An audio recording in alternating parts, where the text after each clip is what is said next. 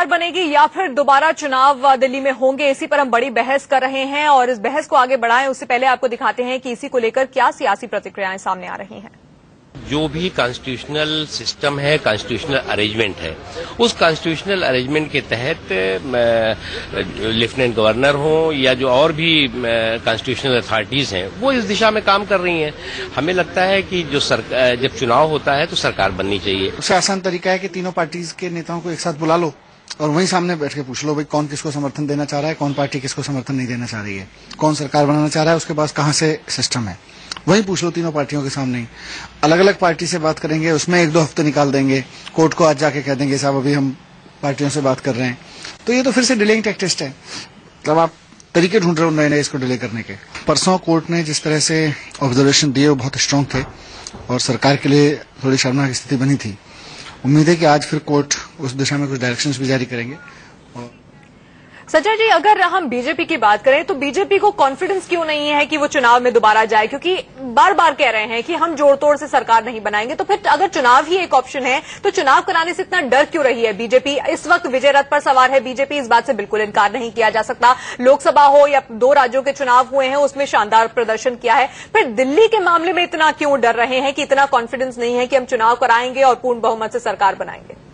देखिए, ये अभी आपने थोड़ी देर पहले कहा था कि बाईपोल के जो 3 सीटों पे चुनाव होना है, उसके नतीजों से इनको अंदाजा होगा कि किस तरह की दिल्ली में जनता का मूड कैसा है। क्योंकि मूड को भांपने में इन्होंने, इन दोनों बड़ी पार्टियों ने बड़ी गलती पिछले चुनाव में की थी। उसमें किसी को अंदाजा नहीं था कि आप 28 सीटों के साथ एक बड़ी ताकत बनकर उभरेगी।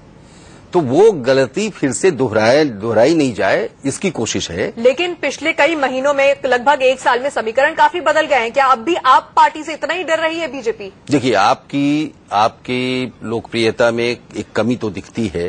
आप मीडिया पे ही देखते हैं कि उनको अब आपने दिखाना कम कर दिया है।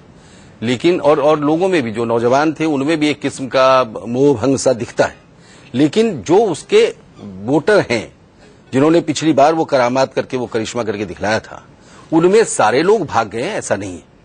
अगर आप जाके जमीनी हकीकत समझने की कोशिश करें तो आपको पता चलेगा कि लोग अभी भी मानते हैं कि बहुत सारे लोग हैं जो उनके वोटर, जो हमारे समाज में आर्थिक तौर पर कमजोर तबका जो बड़ी ताकत से जुड़ा था उसके साथ, उसने पूरी तरह से आप पार्टी को छोड़ा नहीं है। ये बात बीजेपी भी समझती है और ये कांग्रेस भी समझती है।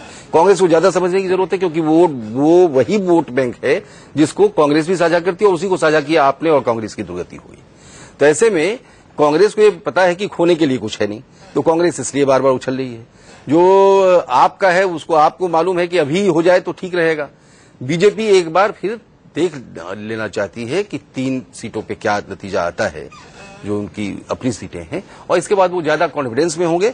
और फिर ये जनवरी में करा नहीं सकते, फरवरी में चुनाव कराने की बात इनके दिमाग में है। और मुझे लगता है कि बीजेपी के सूत्रों से भी कुछ खबर ऐसी मिल रही है कि चुनाव फरवरी में कराने की ही योजना है, लेकिन चुनाव को भी कुछ दिन टालना जरूरी है। बिल्कुल, यानी कि कुल मिलाकर सुप्रीम कोर्ट के सख्त रुख के बावजूद, एलजी साहब चाहें या ना चाहें, इसके बावजूद कुछ होने वाला नहीं है जब तक बीजेपी नहीं चाहती कि क्या हो। ऐसा इस वक्त इस स्थिति से लग रहा है, क्योंकि एलजी साहब अगर उन्हें इनवाइट करते भी हैं तो फिर फैसला तो बीजेपी को ही लेना है कि वो क्या करना चाहती है। बिल्कुल, ये फैसला बीजेपी को लेना है कि वो सरकार बनाएंगे तो कैसे बनाएंगे। आंकड़े आपके सामने हैं। आपको ये 18 विधायक चाहिए जो ये तोड़ नहीं सकते, एक साथ टूट के नहीं आएंगे, तो कोई सूरत बनती नहीं है। इनको करना क्या है? अब अगर आप ये कहते हैं कि आपको अपनी छवि बचा के रखनी है, तो इनमें से कोई भी कोशिश कामयाब नहीं होगी। ऐसे देखिए, ये है कि कांग्रेस के 5 विधायकों का जो दल है वो इनके साथ आ जाए तो 5 विधायकों का एक गुट कहा जाता है कि कांग्रेस में 2 खेमे हो गए हैं और उसमें एक जो अध्यक्ष हैं वो केवल 3 विधायकों के साथ हैं और ये 5 एकजुट हैं।